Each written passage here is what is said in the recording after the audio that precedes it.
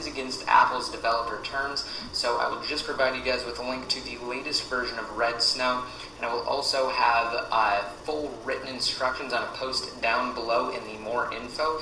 And for iOS 5 GM and the latest beta version of iTunes, you guys can Google that, and I'm sure you'll find download links.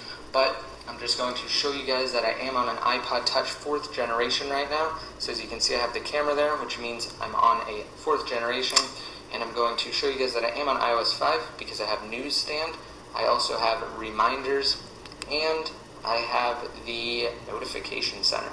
So I'm going to go ahead and go inside of Settings, General About, and for the version, it also says 5.0, so you know I'm on iOS 5 GM.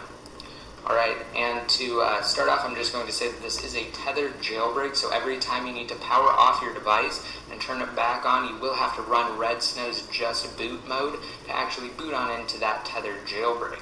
So now that I've got that out of the way, you'll also need, again, your IPSW, because you'll have to point redsn0w at it because it does not auto-detect iOS 5 yet. So here we go, we're opening up redsn0w. And again, like I said, it doesn't auto-detect it, so you can't hit jailbreak just yet. You'll be able to hit that once we select the iOS 5 GM IPSW. So hit Extras and then hit Select IPSW, and then browse for it. Mine's right on my desktop, so I can hit Open. It successfully identified it, and then you can go ahead and go back, and now we're going to hit jailbreak, and it will prepare your jailbreak data. So as you can see, it's preparing the jailbreak data right now, and you'll get a couple of different options when it finishes. You get Install Cydia, Install Custom Bundle, which we're not worried about, because all we really want to do is install Cydia. You get a couple of other options. If you're on an iPod Touch, you get the option to enable battery percentage. If you want that, you can have it checked, otherwise you don't need it. And you can also enable multitasking gestures as well. So I want that, and I'm going to go ahead and check it. So we're just going to hit Next from here. And it's going to tell you to make sure that your device is both plugged in and powered off, and you're going to go ahead and enter DFU mode, and it will walk you through how to do that. But what I like to do is go ahead and do it ahead of time, and the reason for this is because it gives you a couple times to try if you mess up, and it will automatically bypass this screen once you've successfully entered DFU mode. And the cool thing is you don't actually have to turn it off. What you can do is just have it plugged in and hold down the home and power button together for a total of 10 seconds. Now once that 10 seconds is up, you're going to let go of the power button and continue holding the home button for roughly 15 seconds.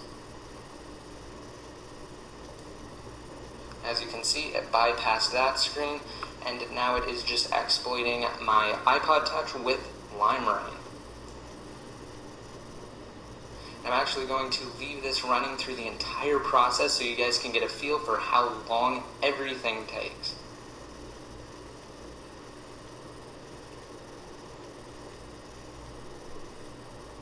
Alright, now it says the rest of the process will take place on your device, so I'm just going to let it play through on my iPod Touch here, and I'll just be back when it's done.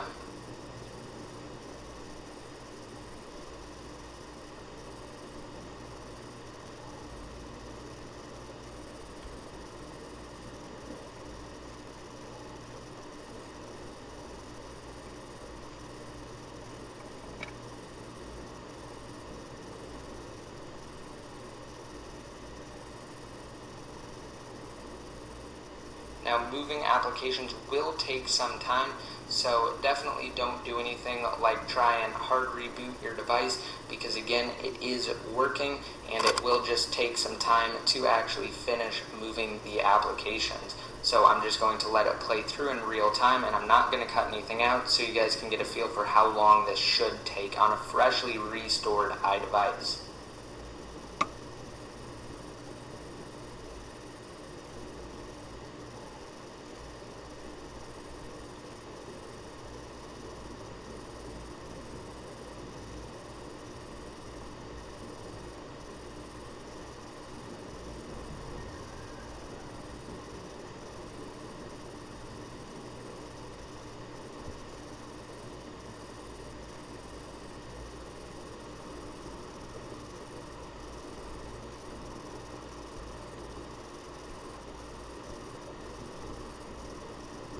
Actually reboot your device, and we will need to boot into it tethered, and I'm going to show you why and explain that once it finishes booting up.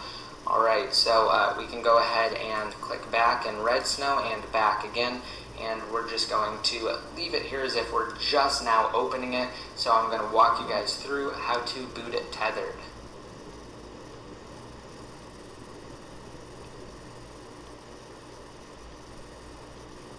Alright, so here we go. We are back. I'm going to show you why you need to boot tethered. That's because this jailbreak, it doesn't take advantage of an untethered exploit, meaning every time you power off your device and turn it back on, you will need to plug it in, and you will have to rerun redsn0w's just boot mode to get it to boot up properly.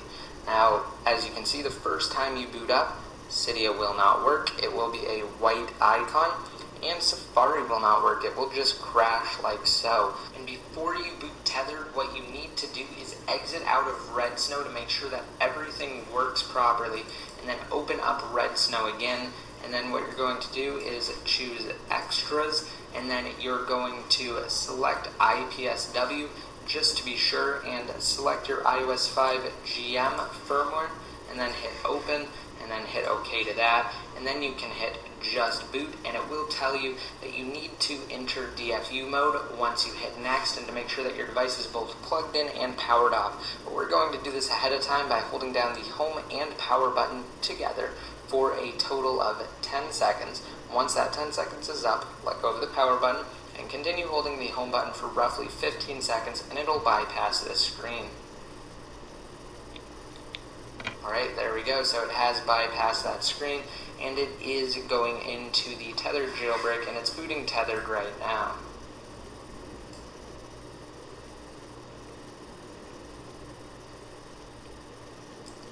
Alright, here we go. So if you see the pineapple logo, you know you did it correctly, and once it does boot up, you will be able to use Cydia. So I'm going to wait for it to finish and show you guys that I do have access to both Safari now as well as Cydia, because again, we did do the tethered boot. And I just want to say this one last time. Every single time you have to power off your device, you need to plug it back into your computer and run redsn0w and do the just boot mode the same way I did it, by selecting the IPSW for iOS 5 GM and then hitting just boot. Alright, here we go. So now Safari does work. So we can hit done to that. And now Cydia does work as well. So I'm going to just hit user and then hit done. And we're going to wait for it to load. And then I'm going to scroll down to show you that it does say I'm on iOS 5. So I'll hit cancel to that. I'm going to scroll down here. And it says iPod Touch 4th generation iOS 5. So